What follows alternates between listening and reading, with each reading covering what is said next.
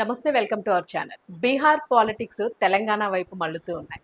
So, ఎందుకంటే రీసెంట్‌గా జరిగిన సిట్యుయేషన్ చూసుకుంటే బీహార్‌కి సంబంధించిన పొలిటీషియన్ ప్రశాంత్ కిషోర్ ఎవరైతే ఉన్నారో, సో, ఈయన తెలంగాణకి సంబంధించిన ముఖ్యమంత్రి రేవంత్ రెడ్డి గారిని ఛాలెంజ్ చేయడం జరిగింది. నేను మిమ్మల్ని ఓడించి చూపిస్తాను అని ఒక ప్రముఖ ఇంటర్వ్యూలో. సో, ఎందుకు ఈ ఛాలెంజ్ చేశారు? అసలు తెలంగాణ వచ్చి తెలంగాణ ముఖ్యమంత్రిని అది రేవంత్ రెడ్డి గారిని ఓడించాల్సిన అవసరం ఆయనకేముంది? సో, అలాగే రేవంత్ రెడ్డి గారు కూడా హర్ట్ అయిన సందర్భం మనకు కనిపిస్తుంది. సో, ఎందుకు ఆయన హర్ట్ అయ్యారు? సో, ఈ మధ్య ఏం జరిగింది? అసలు ఎలాంటి డిస్కషన్స్ జరిగినాయి? సో, ఒకరిపైన ఒకరు ఎలాంటి వెపన్స్ యూజ్ చేసుకున్నారు? మాటల యుద్ధం ఏం జరిగింది అన్నది, తెర వెనక ఏం జరిగింది? తెర ముందు ఏం జరిగింది? అసలు ఏంటి పొలిటికల్ డిస్కషన్ అనే దాని గురించి ఈరోజు మనకి వివరించడానికి ఈరోజు మనతో పాటు ప్రముఖ సీనియర్ జర్నలిస్ట్ దాము బాలాజీ గారు ఉన్నారు. వారిని అడిగి మరిన్ని డీటెయిల్స్ తెలుసుకుందాం. నమస్తే సార్. నమస్తే. సో, ఏంటి సార్, అంటే పొలిటికల్‌గా బీహార్ పాలిటిక్స్ తెలంగాణ వైపు మళ్ళుతా ఉన్నాయి. ఆ రాజకీయ నాయకులు ఇటువైపు ఛాలెంజ్‌లు విసరడం ఏంటి? సో, ఎందుకు అసలు, అంటే రేవంత్ రెడ్డి గారిని ఎందుకు టార్గెట్ చేసినట్టుగా మనకి కనిపిస్తుంది? అసలు ఏంటంటారు? అంటే జనరల్‌గా రేవంత్ రెడ్డి నెగెటివ్ కారణాల వల్ల పాపులర్ అవుతున్నాడు ఇండియా వైస్. అంటే అల్లు అర్జున్ విషయంలో పాపులర్ అయ్యాడు. అట్లా అంటే నెగెటివ్ కారణాలు అంటాం దీన్ని, పాజిటివ్‌గా కాకుండా. అంటే రేవంత్ రెడ్డి ఏదో తెలంగాణకు బాగా చేస్తున్నాడనో ఇంకోటి ఆ కారణాల వల్ల నేషనల్ లెవెల్లో పాపులర్ కాకపోయినా నెగిటివ్ కారణాల వల్ల పాపులర్ అవుతున్నాడు. అది at the end of the day popularity is good only. కాబట్టి రేవంత్ రెడ్డికి ఆ రకంగా తీసుకున్నప్పుడు ఇప్పుడు నేషనల్ లెవెల్లో పబ్లిసిటీ వస్తుంది.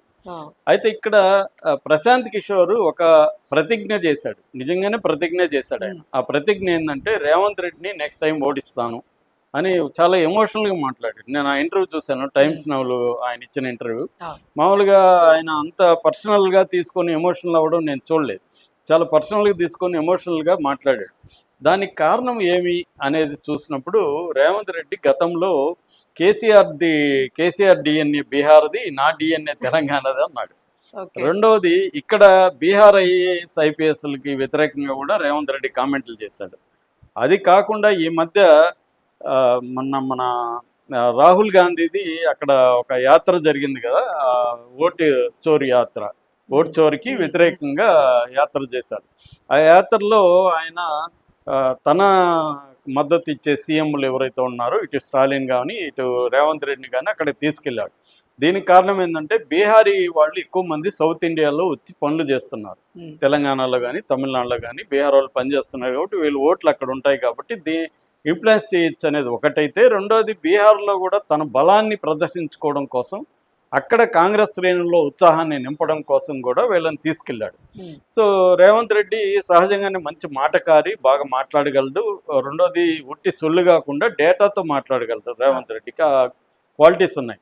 అలాగే బీహార్లో కూడా ఆయన మంచిగా హిందీ కూడా బాగొచ్చు కాబట్టి రేవంత్ రెడ్డి మంచిగా మాట్లాడాడు, సక్సెస్ అయింది అక్కడ.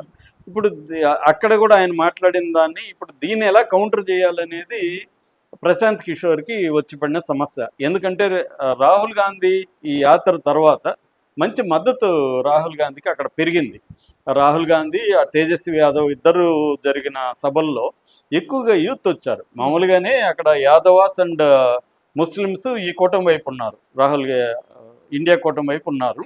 ఇప్పుడు జనరల్గా యూత్ పార్టిసిపేషన్ అనేది బాగా పెరిగింది. జనరల్గా ఏంటంటే యూత్ అంతా కూడా ఇటు చిరాగ్ పాస్వాన్కి ఇటు ప్రశాంత్ కిషోర్కి బలంగా ఉంది యూత్లో. ఇప్పుడు దాన్ని బ్రేక్ చేస్తున్నారు వీళ్ళు వెళ్ళి. అక్కడ అతనికి కొంత ఇబ్బంది అయింది, ఎవరికి? ప్రశాంత్ కిషోర్కి.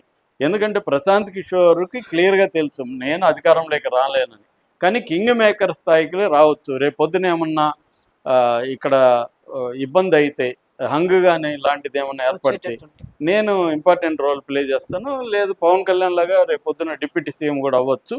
ఆ యాంగిల్లో ఆయన ఉన్నాడు ప్రశాంత్ కిషోర్ ఆలోచన అది. దానికి బ్రేక్ పడేట్టుగా ఉంది. ఇప్పుడు ఈ బ్రేక్ పడే దాంట్లో స్టాలిన్ ఒకడు, ఇక్కడ మన రేవంత్ రెడ్డి ఒకడు ఇబ్బంది కలిగిస్తున్నారు. సో వీళ్ళని అటాక్ చేయాలి. వీళ్ళని అటాక్ చేయాలంటే అతనికి దొరికిన పాయింట్ ఏంటంటే బీహార్లో స్టాలిన్ అండ్ వీళ్ళ ఎఫెక్ట్ మళ్ళీ వీళ్ళు వెళ్తారు కదా, ఎలక్షన్ ముందు కూడా వీళ్ళు వెళ్ళి ప్రచారం చేస్తారు కాబట్టి ఈయన్ని అక్కడ బ్యాడ్ చేయాలి. బీహార్ రాష్ట్రాన్ని, బీహార్ ప్రజల్ని దారుణంగా అవమానించాడు రేవంత్ రెడ్డి అనేది అక్కడ ప్రొజెక్ట్ చేస్తే, ఆ నెరేటివ్ వెళ్తే వీళ్ళ ఎఫెక్ట్ని తగ్గించవచ్చు. అది అతనికి ఉండే పొలిటికల్ స్ట్రాటజీ.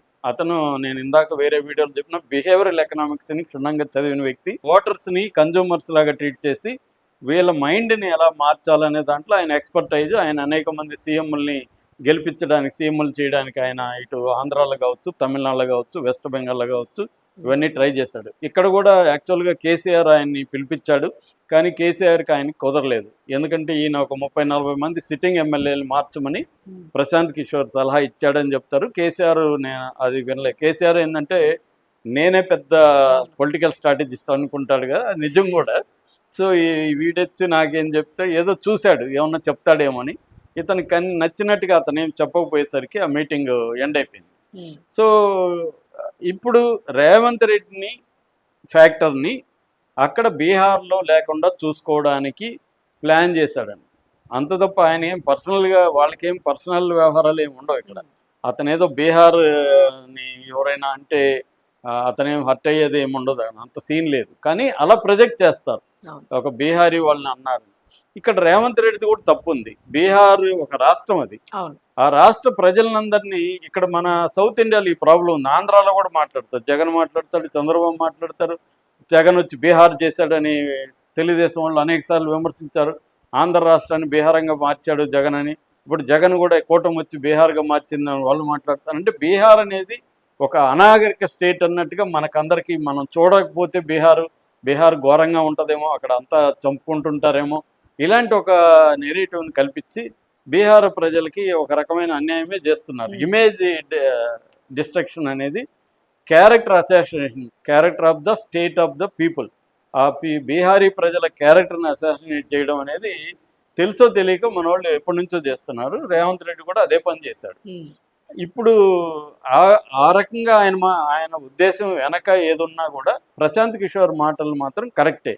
ఎందుకంటే మీరు ఒక రాష్ట్రం, మేము ఒక రాష్ట్రం, మీరు మా రాష్ట్రాన్ని అవమానించడం కరెక్టా అనేది ఆయన అడుగుతున్నాడు. ఆయన ప్రశ్న హేతుబద్ధమైంది, అది మనం మార్చుకోవాలి. మనం బీహార్ని ఒక ఎగ్జాంపుల్ లాగా చూపించి, బీహార్ అనేది వెనకబాటుది, బీహార్ అనేది మూర్ఖంగా ఉంటారు వాళ్ళు, అందరూ చంపుకుంటుంటారు అన్న పద్ధతి అది ఎప్పుడో పాత వ్యవహారం. సినిమాల్లో కూడా బీహార్ నుంచి గుండాలు దిగడం ఇవన్నీ చూపిస్తుంటారు. అంటే ఒకప్పుడు రాయలసీమ ఇలాగా వీళ్ళకి అదేంటంటే ఒక ప్రాంతాన్ని అవమానించడం. కాబట్టి ప్రశాంత్ కిషోర్ మాటల్లో వాస్తవం ఉంది. రేవంత్ రెడ్డి టైం కూడా ఇచ్చాడు మార్చుకో. నిజానికి రేవంత్ రెడ్డి ఆయన ఆత్మవిమర్శ చేసుకొని, నేను అలా మాట్లాడడం తప్పే, బీహారీ ప్రజలను అవమానించే నా ఉద్దేశం కాదు, మేము అలవాట్లు అలా చెప్పడం తప్పే అనేది కానీ చెప్పుంటే ఆయనకి నిజంగా మంచి ఇదేంటి. కానీ మరి ఆయన ఇగో తీసుకున్నాడా ఏం తెలియదు, కానీ ఈయనేమీ చేయలేదు. దాంతో ఆయన ఇప్పుడు ప్రతిజ్ఞ చేశాడు. ప్రతిజ్ఞ చేయడం అంటే ఆయన నిజంగా ఓడిస్తాడు అనేది కాదు, ఈయన ఇమేజ్ని బీహార్లో దెబ్బతీయడం అనేది ఆయన ప్రధాన టార్గెట్. ఓడించాలనుకుంటే కూడా రేపొద్దున మళ్ళీ బీఆర్ఎస్తో కలిస్తే ఖచ్చితంగా రేవంత్ రెడ్డికి ఇబ్బంది. ఎందుకంటే ఆయన పొలిటికల్ స్ట్రాటజిస్టు, చేయగలడు.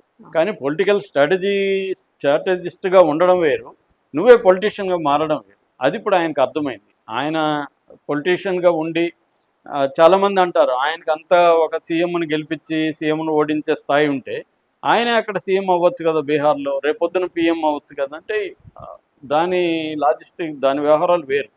అంటే మనం ఎవరినో గెలిపించడం వేరు, మనమే లీడర్గా ఉండి గెలవడం వేరు. కాబట్టి ఇప్పుడు చాలా స్క్రిప్ట్ రైటర్ ఉంటాడండి, స్క్రిప్ట్ ఎలా రాయాలో బోధించడం వేరు, నువ్వే స్క్రిప్ట్ తీసి హిట్ చేయడం వేరు. అంత మాత్రం నువ్వు తీయలే కాబట్టి నువ్వు స్క్రిప్ట్ రైటర్గా బోధించడానికి పనికిరావు. అంటే టీచర్ వేరు, ఒక పొయిటరీ ఎలా రాయాలో టీచ్ చేయొచ్చు, కానీ పొయిటరీ ఆయన రాయలేకపోవచ్చు.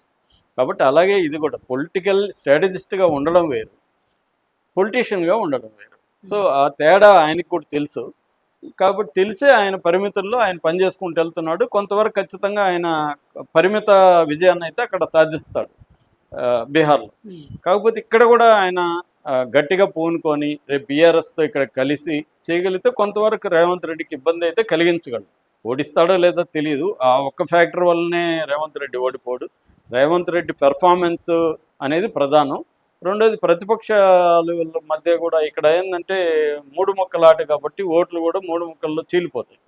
సో దీంట్లో రేవంత్ రెడ్డిని కూడా అంత తక్కువ అంచనా వేయలేము. ఇవన్నీ రేవంత్ రెడ్డికి కూడా ఎక్స్పీరియన్స్ ఉంది, ఆయన చాలా జాగ్రత్తగానే చేసుకుంటూ వెళ్తున్నాడు. ఇప్పటి వరకు కాంగ్రెస్ పార్టీలో ఇంత ఐక్యంగా పార్టీని నడుపుకుంటున్న సీఎం ఇంకొకటి లేడు. ప్రతి సీఎంకి భయంకరమైన, రాజశేఖర రెడ్డి లాంటి వాళ్ళకి భయంకరమైన వ్యతిరేక శిబిరాలు ఉండేవి. అది లేకుండా రేవంత్ రెడ్డి చక్కగా చేసుకెళ్తున్నాడు. అంత వ్యతిరేక శిబిరాలు ఏవి ఇక్కడ గట్టిగా లేవు. ఒకరిద్దరు కోమటిరెడ్డి రాజగోపాల్ రెడ్డి అంటూ మాట్లాడడం తప్ప బలమైన శిబిరం, యాంటీ శిబిరం లేదు రేవంత్ రెడ్డి. అందులో సక్సెస్ అయ్యాడు. అట్లాగే రాహుల్ గాంధీ కూడా ఈయనకి ఫ్రీ హ్యాండ్ ఇచ్చాడు. రాహుల్ గాంధీ సబ్జెక్టివ్ రీజన్స్ రాహుల్ గాంధీకి ఉండొచ్చు. ఏదేమైనా ఆయనైతే పార్టీ పరంగా స్ట్రాంగ్గా ఉన్నాడు. ఇప్పటి వరకైతే రేవంత్ రెడ్డికి పెద్ద దారుణమైన వ్యతిరేకత ఏమి లేదు. ఒకవేళ ఎంతన్నా వ్యతిరేకత ఉంటే దాన్ని క్యాష్ చేసుకునే పరిస్థితుల్లో బీఆర్ఎస్ కానీ ఇటు బీజేపీ కానీ లేవు. వాళ్ళకున్న ఇంటర్నల్ ప్రాబ్లమ్స్ వాళ్ళకు ఉన్నాయి. కాబట్టి ఈ కండిషన్లో ఆయన ప్రతిజ్ఞ అనేది నెరవేరుతుందా లేదనేది మనం చూడాలి. బట్ ఆయన ఉద్దేశం రేవంత్ రెడ్డిని ఓడించడం అనేది ఉద్దేశం కాదు, అది ప్రకటించాడు అంతే. ఆయన అసలు ఉద్దేశం రేవంత్ రెడ్డి ఫ్యాక్టరీని బీహార్లో చేయాలి. ఈ సందర్భంగా కాంగ్రెస్ సీఎం చేశాడు కాబట్టి దాన్ని రాహుల్ గాంధీ కూడా అంటగట్టాలి. రాహుల్ గాంధీ ఖండించలేదు కాబట్టి రాహుల్ గాంధీ బీహార్ ప్రజల్ని తన ముఖ్యమంత్రి ద్వారా అవమానించాడు అన్న ఒక నెరేటివ్ని కాంగ్రెస్ క్యాంటీగా ప్రశాంత్ కిషోర్ బిల్డప్ చేస్తున్నాడు. అందులో భాగమే అది. అయితే ఇక్కడ ఇంకొకటి కూడా ఏంటంటే అక్కడ ఉన్న కాంగ్రెస్ నాయకుడు కనయ్ కుమార్ కూడా రేవంత్ రెడ్డిని మూర్ఖుడు, తెలివి తక్కువవాడు, బీహార్ గురించి ఎలా మాట్లాడాడు అనేది విమర్శించాడు. అది కూడా వైరల్ అయింది. మేబీ ప్రశాంత్ కిషోర్ ఫ్యాక్టర్ని తగ్గించడానికి నేను ఇందాక వేరే వీడియోలు చెప్పినట్టు మనమే మన ప్రతిపక్షంగా ఉంటే అవతలడికి ఛాన్స్ లేదు కాబట్టి ఆయన మాట్లాడి ఉండే అవకాశం కూడా ఉంది. సో అంటే మీరేమంటారు సార్? ఇప్పుడు అంటే మనకి పార్టీల పరంగా తీసుకుంటే కాంగ్రెస్ అంటే రేవంత్ రెడ్డికి ఈయన సవాల్ విసరడం సంగతి వెనుక ఏదైనా ఒకవేళ బీఆర్ఎస్ హస్తం కానీ అంటే వీళ్ళు ప్రశాంత్ కిషోర్ ఒక్కటి అవ్వడం కానీ ఆ ప్లానింగ్ ఏమైనా ఉండే ఛాన్స్ ఉంది అంటారు? ఎందుకంటే బీహార్ పాలిటిక్స్ లోనే ఏమైనా బీఆర్ఎస్ ఎంటర్ అవ్వడానికి అంటే వాళ్ళు ఏమైనా అక్కడ ఎక్స్పెక్ట్ చేస్తున్నారు? లేదండి, వీళ్ళకి ఇక్కడ అదేదంటారు, ముందు ఇల్లుని చెక్కబెట్టుకునే పరిస్థితిలో ఉన్నారు వీళ్ళు. కవిత ఫ్యాక్టరీ ఒకటి ఇబ్బంది ఉంది. కేసీఆర్ యాక్టివ్గా రావట్లేదు రాజకీయాలకి. సో ఇక్కడేమో who is the leader, next leader ఎవరు, హరీష్ రావు క్వశ్చన్ మార్క్ ఉండిపోయింది, కన్ఫ్యూజన్ ఉంది కేడర్లో. సో కాబట్టి వీళ్ళు వెళ్ళి ఇంకెక్కడ ఏమి చేయలేని పరిస్థితి. రెండోది వీళ్ళకి ఇప్పటికిప్పుడు ప్రశాంత్ కిషోర్ని తీసుకొచ్చి ఇక్కడ వీళ్ళు ఏం చేసే పరిస్థితి లేదు. దాన్ని ఏమైనా ఉపయోగించుకోవడానికి ప్రశాంత్ కిషోర్ వీడియోల్ని వీళ్ళు వైరల్ చేయొచ్చు తప్ప అంతకంటే వీళ్ళు కూడా దాన్ని ఎట్లా చేస్తారు? రేవంత్ రెడ్డి బీహార్ వాళ్ళని అవమానించాడు అనేది కదా పాయింట్. దాన్ని వీళ్ళు బీహార్ వాళ్ళని అవమానించొద్దు అనేది ఇక్కడ ఏం మాట్లాడతారు? ఇక్కడే వాళ్ళకి ఏం పెద్ద ఉపయోగం లేదు.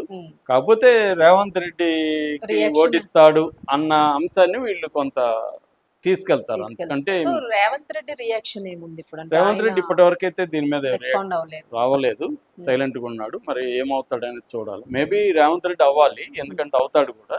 ఎందుకంటే ఆయన మళ్ళీ బీహార్కి వెళ్ళాలి, ఎన్నికల్లో పాల్గొనాలి.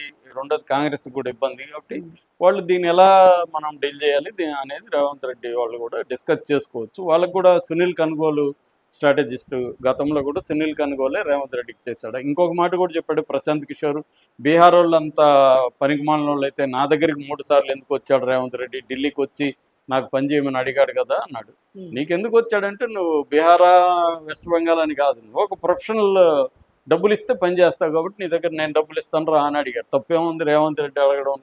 ఎవరైనా అడుగుతాను, నువ్వు షాప్ ఓపెన్ చేసి కూర్చున్నాక ఎవడైనా వచ్చి నీ షాప్ లో కొనుక్కుంటాడు కదా, నిన్నోటి షాప్ ఓపెన్ చేయమన్నాడు. కాబట్టి అది వేస్ట్ మాట ప్రశాంత్ కిషోర్ అన్నది.